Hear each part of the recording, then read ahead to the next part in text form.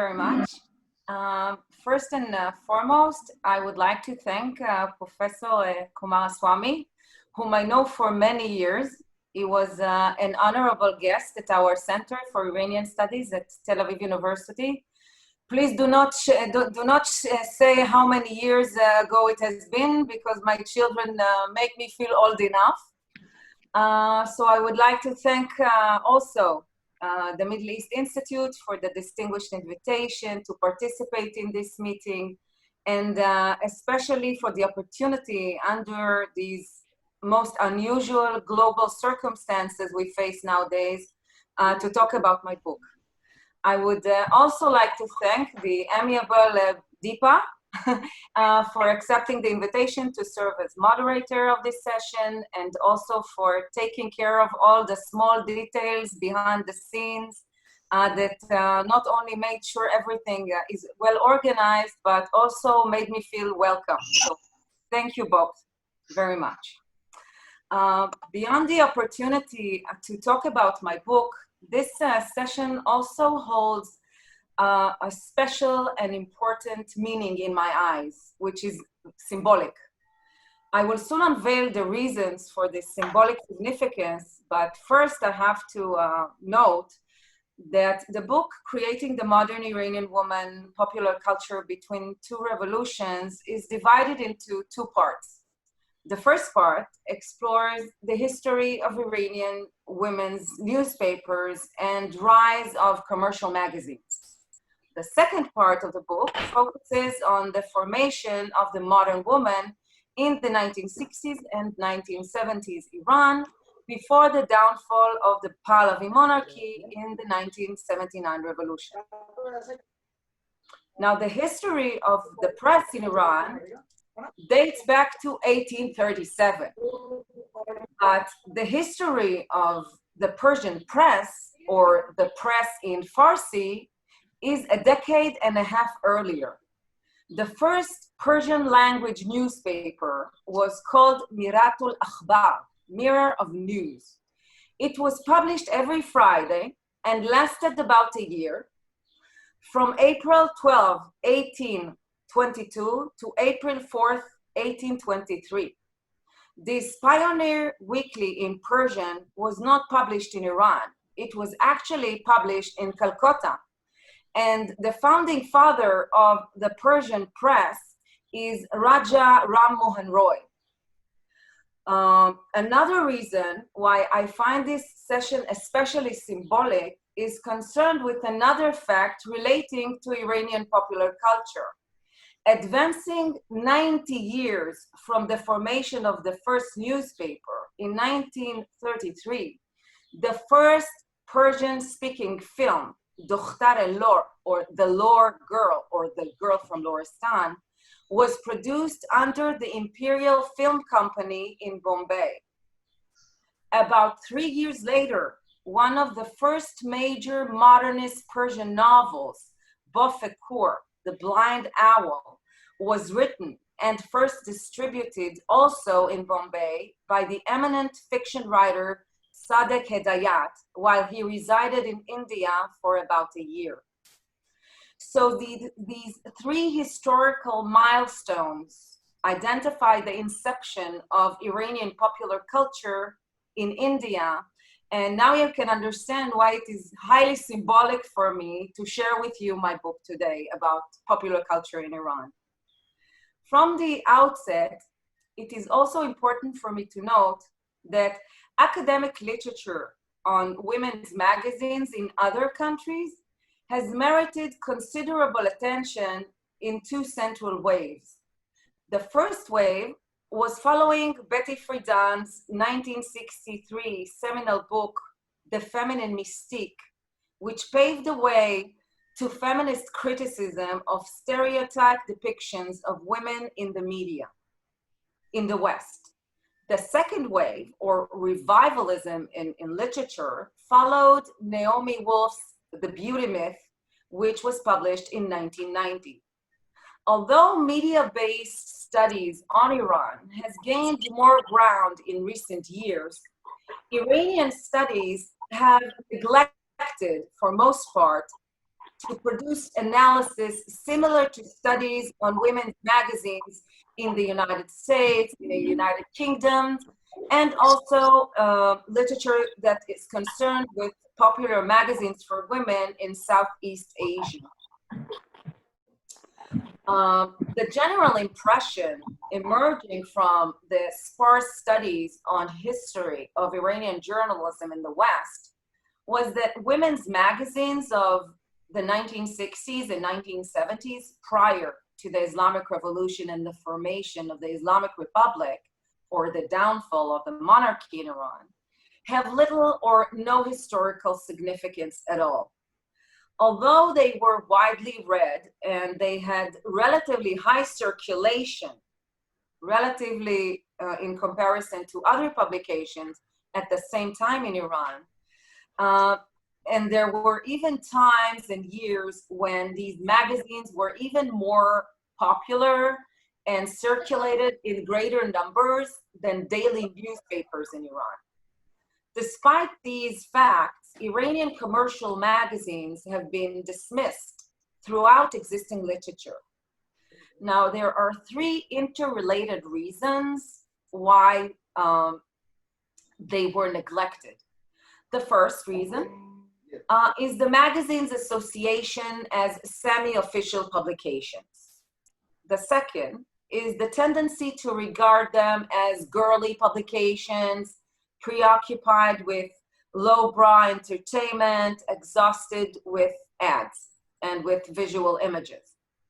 And thirdly is the inclination to view them as Western-style gossip sheets immersed with commercial femininity and commodity culture.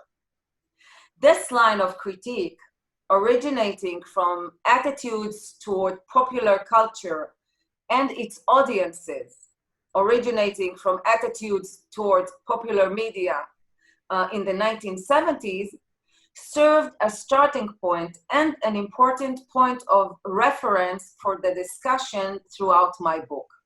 In other words, if I have to say it more simply, I had to be very apologetic in order to explain why these magazines worth the effort for an historical investigation. In order to understand women's magazines in the second half of the 20th century, I thought it was necessary to track down their particular history and concentrated development. Women's periodicals in Iran emerged in the early 20th century. This was at approximately the same time that new perceptions about the nature and function of the press, anti-imperialist nationalism, and the idea of the modern woman were consolidated. At the same time, the regular provision of news by newspapers, people's growing interest in newspapers, and their absorption by an emergent westernized, urban, middle, and upper middle classes in Iran were a sign of novelty. They were a sign of progress and change, and they were signs of change and novelty no less than the progressive ideas that publications endorsed. Not in Iran, as in other places for women's magazines. The publication and circulations of women's writings was a serious infringement of long-standing sociocultural taboos. Therefore, they encountered occasionally fierce objections. The appearance of women's periodicals a century ago was not just a sign of some form of social change. It was actually implicated in the very process of change itself, and hence it was an important component in the definition of the modern woman in Iran. As a popular print format, the first women's periodicals in Iran, and also the later ones that you can see their covers behind me, were obviously not an isolated phenomenon. By the early 20th century, journalistic ventures for and by women were already advanced throughout urban centers of the Middle East. Several women's supplements and journals were already published in major cities in the Middle East, most notably in Istanbul, in Alexandria, and Cairo. Now, each of these earlier publications has its own particular experience, its historical context, and cultural input. I'm not arguing about that. Nonetheless, taken together, they share several broad features that apply to the Iranian case as well. The earliest initiatives by female pioneers in Middle Eastern print media emerged against a backdrop of rising notions of modern nationalism and indigenous movements for reform. These reform movements were motivated by ideas and activities of the women's suffrage movement in Western countries, and often inspired by Western women's magazines in terms of layout, style, structure, and also content. Despite heavy borrowing from their Western counterparts, contrary to common assumptions, Western liberal notions were not simply mimicked by Eastern periodical press. For instance, issues covering morality were especially contested, and women's restrictive social conditions were locally contextualized. Now, conveying the thoughts and feelings of literate and educated women, predominantly from the more established segments of society, early journals by and for women of the region were primarily concerned with education, or more precisely, with women's rights to acquire modern knowledge. Hence, the primary feature to characterize the modern woman entailed access to wider sources of updated and practical information. Iranian women's early initiatives in journalism were conceived and born out of the turbulent years of the popular movement for reform that reached its climax in the constitutional revolution of 1905-1911 in Iran. The constitutional revolution temporarily provided congenial atmosphere for self-expression, and the first newspaper published by a woman in Iran was founded in 1910 in Tehran. The publication was called Danesh, Knowledge.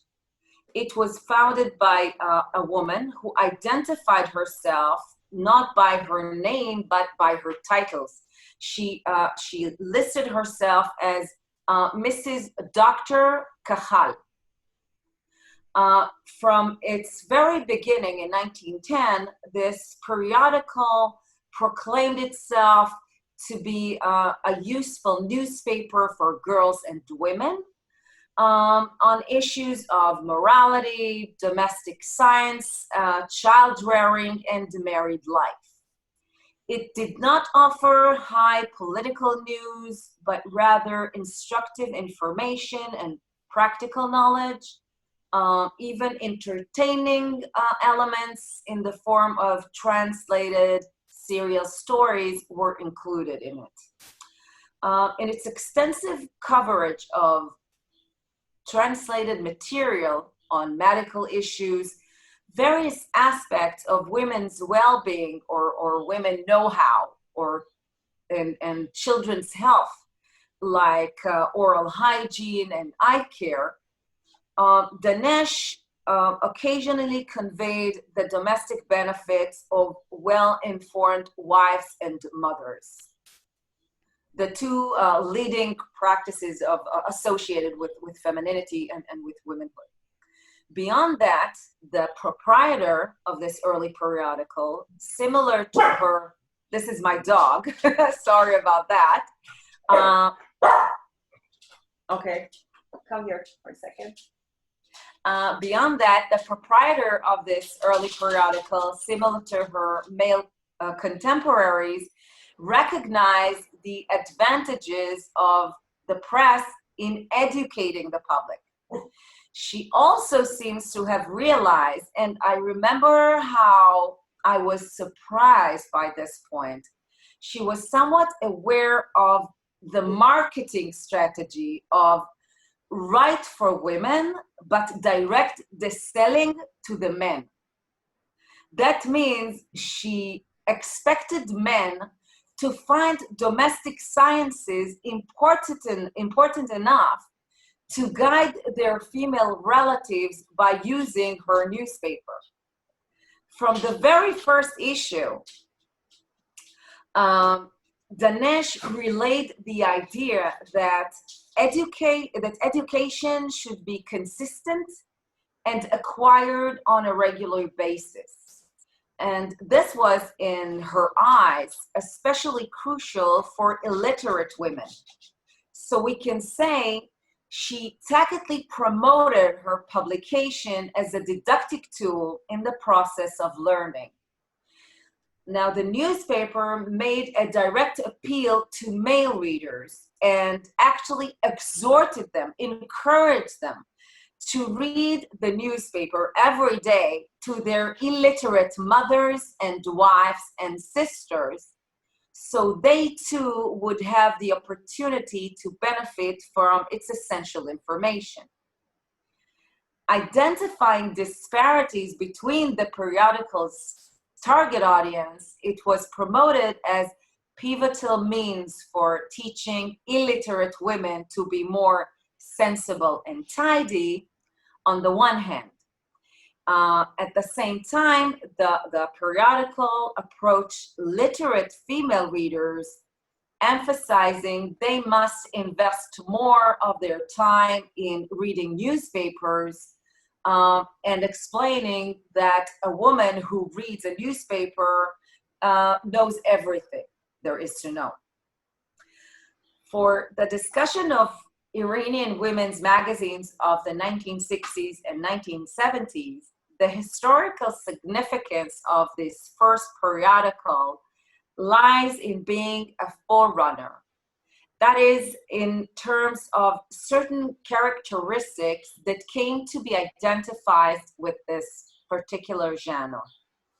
I specifically refer to the depoliticized tone of this publication, its reliance on scientific expertise, its secular outlook, and the essentials it drew from Western women's periodicals.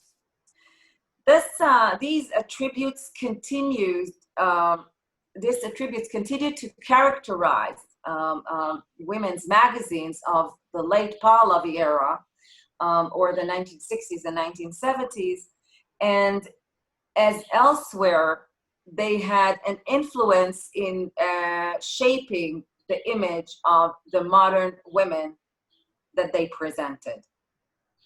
A similar point applies to some of the challenging obstacles Iranian women's magazines had to face since their inception. One such obstacle, and I'm not saying that it relates only to Iran, we can find similar obstacles characterizing women's journals around the world, was related to the high illiteracy rate in the country. In 1925, and we don't have a lot of information or data about literacy, so we have to take it into consideration that maybe it's not exactly accurate, but this is the only data that we have so far. So in 1925, literacy rate among urban women in Iran was barely 5%. 3 decades later, according to the 1956 census, it reached 7.3% nationwide. Now, the low literacy rate, especially among women, had major implications. it implicated the circulation of print media. It implicated the formation of readership and the number of potential female writers who could contribute to the content of these publications. These figures also explain why expanding education was the principal objective of early women's activities in Iran. Now, women who founded the first periodicals strongly believed in education. They also established, in addition to running newspapers, they also established social association, and they also founded girls' schools and used the press and the periodicals and other publications to further their cause. That means advancing women's right to education. Although Iranian print media pioneers consistently supported the right of women to attain practical information, they essentially did not undermine women's traditional roles in the family. So this is also an important point that lasted throughout the ensuing decades. Many of the pioneers in the field passed their legacy on to their daughters and to their students. Their messages typically referred to a national framework to legitimize their claim. So they argued that women needed education not because they were equal to men, or they deserved social opportunities equal to men or like men, but instead they said that this is in order for them to raise better educated generation of men, or of citizens.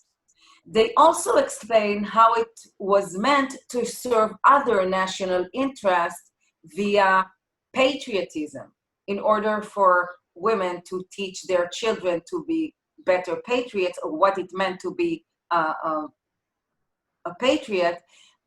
They said that it is important for the mothers to be more educated in order for them to be better teachers, especially at home. Patriotic notions were emerging, especially on the backdrop of growing foreign influence, especially European, in the early 20th century. The response was manifested in Iran's ambivalent perceptions of the West, or what it perceived as the West, fluctuating between admiration, suspicion, and hostility. Notions of modern womanhood were also affected by these ambivalent perceptions of the West. The more outspoken and affluent upper-class women who were politically aware patriots worked to advance women's cause, and they worked to enlighten and to awake the less privileged among them, while maintaining the ideal of a faithful wife and a devoted mother. The new woman they came to represent and also to advance through these periodicals exhibited a degree of independent spirit. She also exercised, we can say, more control over her life, and showed interest in obtaining a more active role as member of society. Now, the counter image of this new woman came to represent the uneducated, the underprivileged, the superstitious woman, the traditional and the backward woman. So that was the negative associations of what it meant to be not a modern woman. It was mostly negative at this stage. Variations of this image were incorporated into the modernization discourse of the Pahlavi state during the ensuing decades of the 1960s and 1970s. Prior to that, by the mid-1950s, Special periodicals designed for women sprout the Iranian scene, but most of them survive only for brief periods due to lack of social support, financial setbacks, suppressive state policy, or a combination of these factors. In most cases, female publicists discovered what many learned before them, that publishing was not an easy undertaking, or in other words, that it was a lot easier to establish a periodical than to sustain it over time. I've already mentioned that a central obstacle periodicals had to overcome was rooted in the low literacy rates, especially among women in Iran, and that it had many far-reaching implications. Now, biographies of women journalists from the 1960s and early 1970s indicate that knowledge of foreign languages, in addition to academic education or higher education, was an important criterion, if not a prerequisite, in the magazine's employment policy. The relatively high number of female employees with proficiency in foreign languages, some of them knew even 3 languages in addition to Persian, attest to the overriding importance of translations in Iran's print media. Many of the materials were translated from French and to a lesser extent from German and Italian. The dominance of French dates back to the status of France as the most important model of modern secular culture in Iran during the last decades of the 19th century onward. It was reinforced by the creation of Dar el-Funun in 1851. This was the first modern institution of higher learning in Iran, which was inspired by the École Polytechnique in Paris. Another source of influence was the ongoing reliance of the modern Iranian educational system on French models and lexical borrowings in certain semantic fields. For instance, until this very day, the leading word in Farsi for thank you is merci. Just one example. The French influence began to recede gradually after the enthronement of Mohammad Reza Shah in 1941, and the presence of British forces during World War II coincided with the emerging dominance of the American culture, paved the way for increased use of English. Now, despite these changes, Iranians continue to identify modernization with Westernization, even as European models were being replaced by American educational aid in the 1960s and 1970s, and the US cultural influence, not only, of course, in Iran, but across a lot of many other countries around the world. It is important to note that translating of foreign sources was one aspect of a broader trend that I call in the book borrowings. Borrowings, one might call them copycats. Today we would say it's cut and paste, but it's not exactly the same thing, but because it involved translation. Included extensive quotations and replicating a variety, also not only of text, but also of visual materials. Even advertisements, for example, they were Western made, but in Iran, they just translated the captions from other languages, either German or Italian or French to Persian.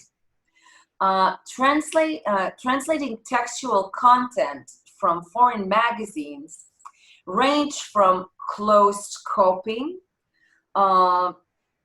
through adaptation and referencing with various degrees of modifications to the original text. There were some protests from foreign governments against the general violation of international copyright laws, but overall, we can say that this was a phenomenon of globalized proportions, and it prevailed in the earliest women periodicals in Iran as elsewhere. Other than being a global phenomenon, the substantial quantity of borrowings should be viewed in conjunction with the general fever of translations in the Iranian literary world and book industry. During 3 decades, that is between 1942 and 1975, 60 to 80% of the 40,000 non-textbook titles printed in Iran were reported to be translations or adaptations of foreign text. That means that almost everything that was published in Iran at that time in terms of books was actually foreign or translation. A cluster of factors prompted the large proportions of borrowings through translations and replications of photographic materials in Iranian women's magazines as well. Liora, you have 2 more minutes to wrap up, please. Okay. So I would just say just about the factors of this entire translation and borrowing. One factor was related to the chronic shortage of female journalists. Another factor derived from the scarcity of original materials produced by local women of letters. Most women in Iran, even in the 1960s and 1970s, were not, even if they knew how to read and write, they were not accustomed to share their intimate thoughts with the general public and in print. And their family and society at large did not encourage them to do so either. When some women thought or sought to undermine sociocultural barriers that surrounded the private domain and used the pen to unveil themselves and express themselves, they many times encountered a general paternalistic tendency to devalue the significance of women's issues. Now, there was also the question of a small market in Iran that they had to overcome. So we can say that generally speaking, media products tend to be expensive to produce, but cheap to reproduce. And when we take into consideration these elements, we can understand why, when we look at these periodicals, women's periodicals from the 1970s and the 1960s, or 1960s and 1970s, we can say that they look like Western magazines for women, only in Persian. There were, of course, a lot of adaptations and a lot of original materials, but it was to a lesser extent governing the media, and that's why it gives the impression that they were just Western and adaptation to capitalism in Iran. And of course, this led also to their identification with the policies of the Shah. And I will stop here. Okay.